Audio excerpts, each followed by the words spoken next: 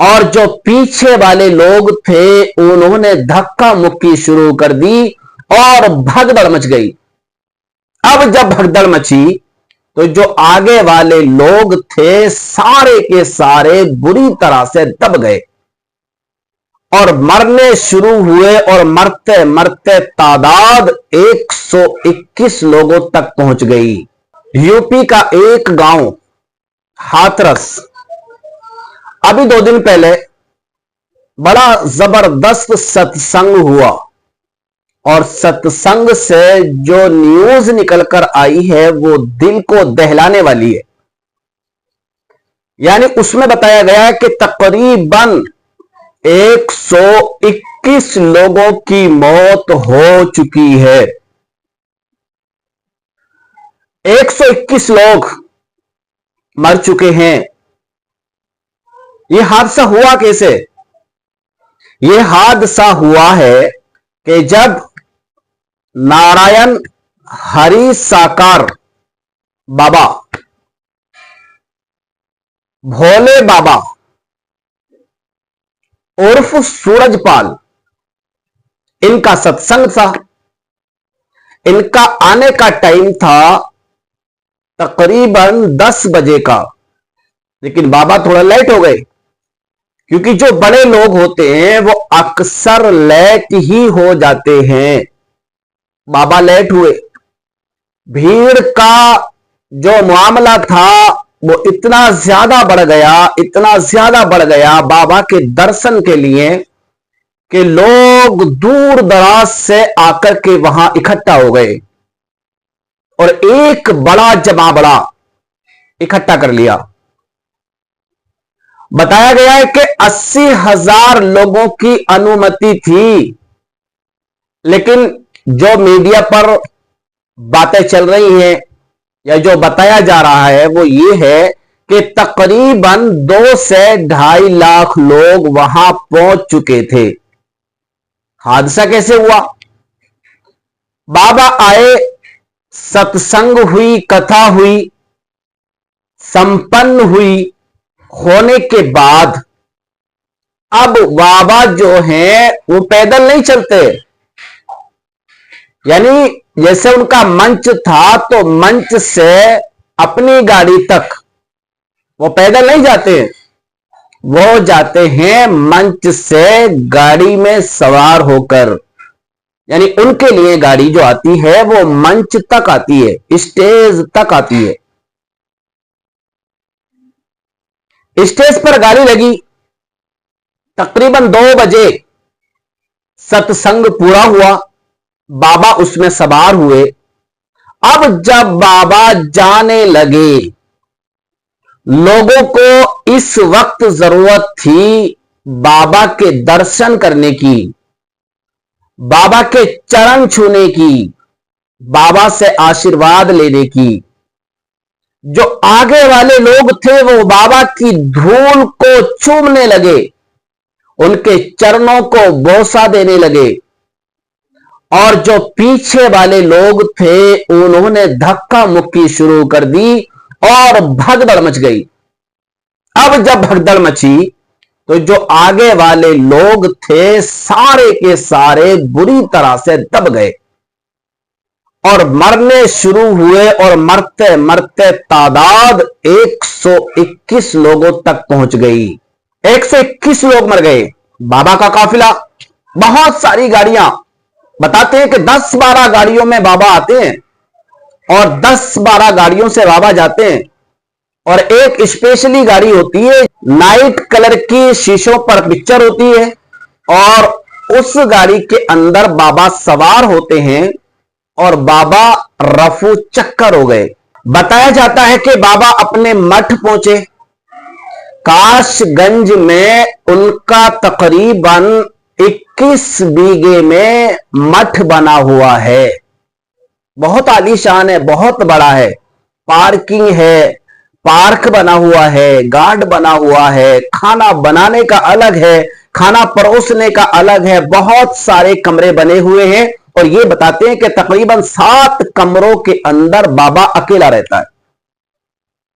बताते हैं कि बाबा जी सत्संग पूरा करने के बाद अपने घर रवाना हुए, अपने मठ को रवाना हुए और उसके बाद अपने मठ के अंदर एंट्री ली और बाबा ने पीछे मुड़कर नहीं देखा कि कौन मर रहा है, कौन जी रहा है। बाबा गाड़ी पर सवार हुए, अपने बॉडीगार्ड के साथ में, अपनी गाड़ियों के साथ में बाबा वहां से रवाना हो गए। उन्होंने नहीं देखा कि भीड़ का हाल क्या है, कितनी भीड़ मर गई है, कितने लोग मर गए हैं। यहां तक बताया है लोगों ने कि बाबा ने अभी तक हॉस्पिटल का जायजा भी नहीं लिया है। ये हैं बाबा सूरजपाल, ये है बाबा भोलेनाथ। अरे आपके अकीदतमंद, आपके चाहने वाले सैकड़ों मर गए, आपको इतना भी ना हुआ कि आप जाकर के कम से कम हॉस्पिटल में उनकी खैरख्वाही कर लेते, उनकी तीमारदारी कर लेते, इतना भी ना हुआ। और यहां तक बताया गया है कि बाबा को जब एसडीएम ने घर के अंदर, मठ के अंदर जाके देखा और 1 घंटे के बाद एसडीएम निकल के बाहर आए, जो उन्होंने रिपोर्ट सौंपी है वो ये है कि बाबा घर के अंदर नहीं है, बाबा फार्म हाउस के अंदर है ही नहीं। अब बाबा कहां चले गए ये किसी को पता नहीं है। आपके अकीदतमंद मर गए, सैकड़ों लोग मर गए, लेकिन बाबा कहां पहुंच गए, अभी उनका कोई सुराग नहीं मिल रहा है। आइए मैं आपको बताऊं कि बाबा भोलेनाथ उर्फ सूरजपाल, नारायण हरि साकार, ये कौन है मैं आपको बताता हूं। इनका थोड़ा सा तारुफ आप तवज्जो के साथ में इस वीडियो को देखते रहिए। जहां तक हो सकेगा मैं सारी जानकारी आपको जरूर यहां पर देता रहूंगा। आइए देखते हैं ये कौन है नारायण हरि साकार, भोले बाबा उर्फ सूरजपाल। भोले बाबा का असली नाम है सूरजपाल और वह एटा जिले के बहादुर नगरी गांव के रहने वाले हैं। बाबा की शुरुआती पढ़ाई एटा में हुई थी, बाद में उत्तर प्रदेश पुलिस में नौकरी लग गई, यानी बाबा जी पुलिस वाले भी रह चुके हैं। यूपी पुलिस में हेड कांस्टेबल की नौकरी के दौरान उसके ऊपर यौन शोषण का केस दर्ज हुआ था, यानी बाबा जी बलात्कारी भी हैं, बाबा जी यौन शोषण भी कर चुके हैं, जिसमें उनकी नौकरी चली गई और जेल भी जाना पड़ा। जेल से छूटने के बाद उसने अपना नाम बदलकर नारायण हरि उर्फ साकार विश्व हरि रख लिया। लोग उसे भोले बाबा कहकर बुलाने लगे। अब सत्संग दोनों लोग करते हैं, उनकी पत्नी भी और वो भी, दोनों लोग साथ में सत्संग में जाते हैं और पूरे सत्संग को दोनों लोग संभालते हैं। रक्षक या भक्षक, हाथरस में 121 लोगों की मौत का जिम्मेदार बाबा कब होगा गिरफ्तार?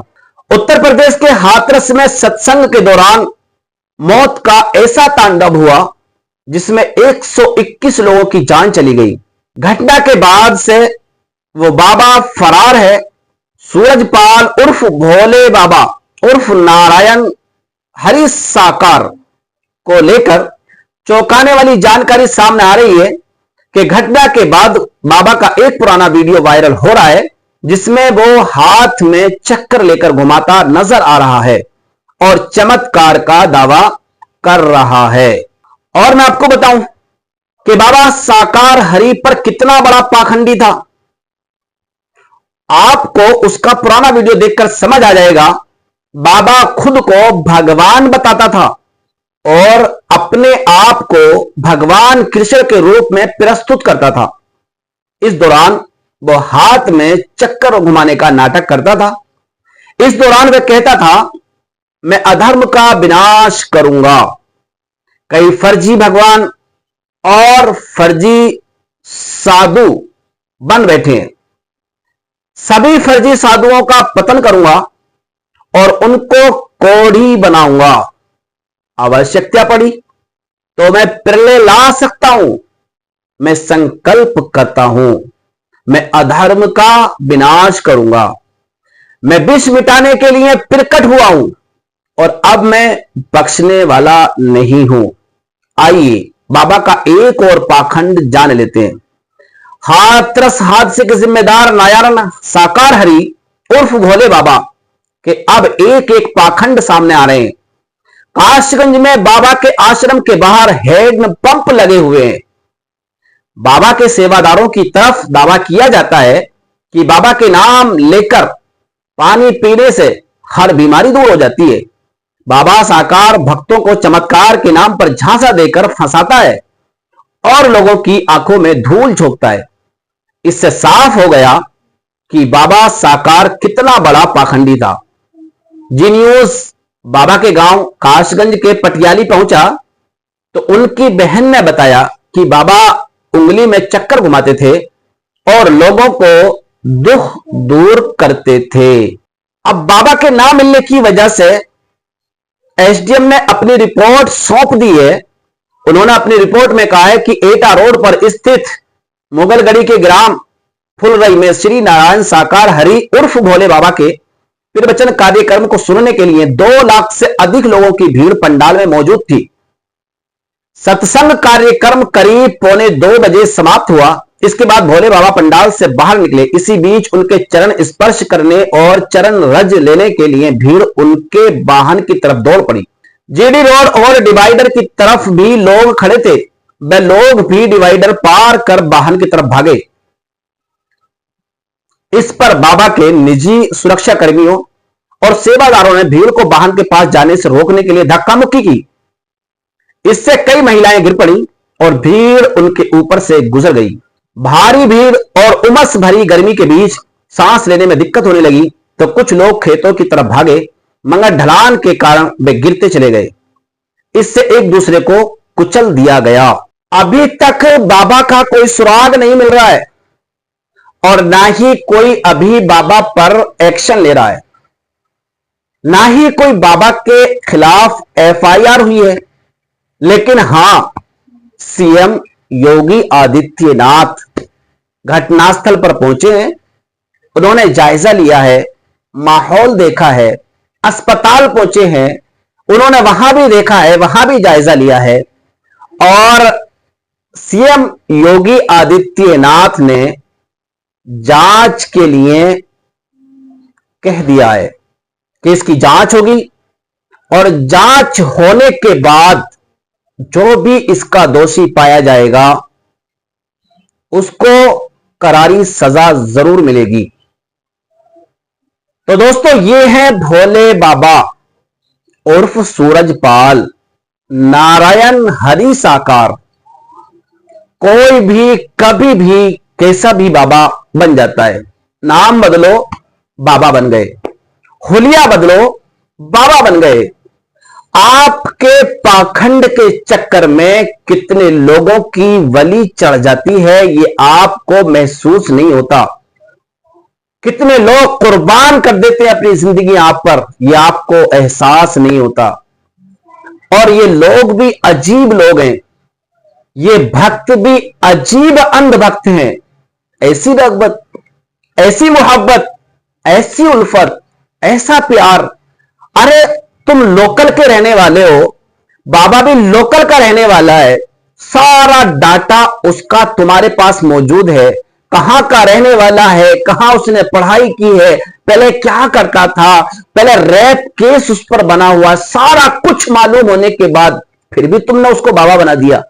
और बाबा ऐसा बना दिया कि सैकड़ों नहीं, हजारों नहीं, लाखों की तादाद में लोग उसको देखने के लिए उमड़ पड़े। और आखिर में क्या हुआ? सैकड़ों को मौत मिली। अब इसका जिम्मेदार कौन होगा? ये हमारी गवर्नमेंट, हमारी राज्य सरकार और हमारी केंद्र सरकार इसकी छानबीन में लगी हुई है। अब जो भी इसका रिजल्ट मिलेगा वो जल्दी आपके सामने आने वाला है।